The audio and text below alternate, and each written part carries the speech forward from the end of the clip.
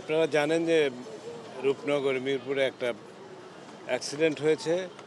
এখানে ১৬টা লাশ আসছে বোধহয় ঘণ্টাখানেক আগে আর কি। এখানে রেখে দেওয়া হয়েছে।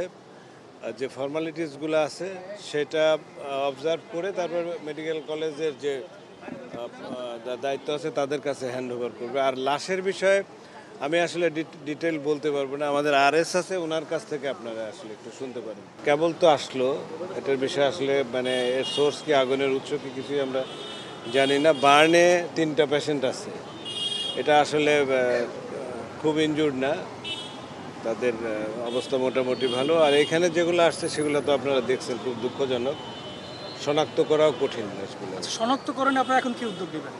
শনাক্তকরণ তার আত্মীয়স্বজন দেখবে, যেগুলো চিনতে পারবে সেগুলো তো শনাক্ত করানো যাবে, যেগুলো চেনা না যাবে তাহলে ডিএনএ যে পদ্ধতি আছে সেই পদ্ধতিতে যাবে।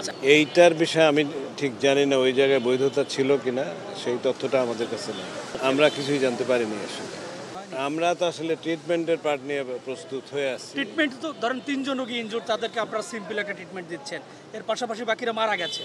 এখন এইখানে যারা যে ঘটনাটা ঘটলো এখানে তো কারো না কারো দায় আছে, নিশ্চয়ই দায় আছে। আবাসিক এলাকায় এরকম একটা গোডাউনের কেমিক্যাল গোডাউন, সেখানে 12 ঘন্টা পরে আপনারা কেন ব্যবস্থা নিচ্ছেন না, বা আপনাদের উদ্যোগ কেন নেই? তদন্ত কমিটি এখনো পর্যন্ত গঠন করা হয়নি। এটা যারা কনসার্ন তারা নেবেন, আমরা আসলে এটার বিষয়ে জানি। আমরা কালকে দেখবো এটার বিষয়ে। একটু আপনাদের রোগী সম্পর্কে যদি কিছু জানতে চান, লাশ ব্যবস্থাপনা। স্যার যে তথ্যটা দিলেন এরকমই তথ্য, যে 16টা পুড়ে যাওয়া লাশ আমাদের এইখানে আমরা পেয়েছি। তো পুড়ে যাওয়া লাশের ক্ষেত্রে যেটা হয়, শনাক্তকরণটা খুব মানে ডিফিকাল্ট হয়ে যায়।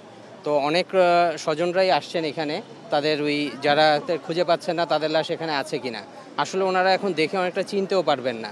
সেক্ষেত্রে আমাদের প্ল্যান হচ্ছে আগামীকাল আমরা এটা ডিএনএ প্রোফাইল করে তারপর ওনাদের কাছে আমরা হ্যান্ড ওভার করবো, যদি ওনাদের তথ্য মতো মিলে যায়। এইটাই এখন পর্যন্ত তথ্য।